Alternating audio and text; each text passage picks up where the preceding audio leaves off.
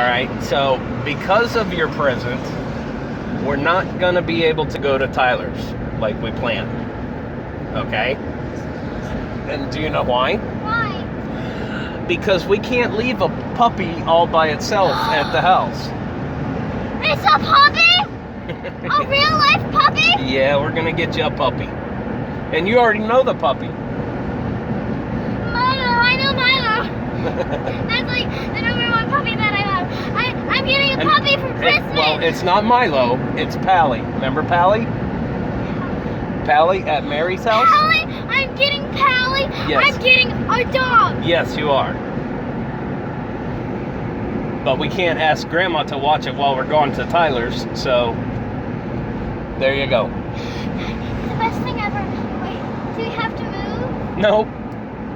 He's letting us? Yep. I get a dog. I get a dog. Yes, you do. I get a dog. I get a dog. This is gonna be crazy. Are you going to sleep with it? Of course. I'm gonna get a bed, kibble, and I'm gonna take it for walks every day. And oh my gosh, I can't wait.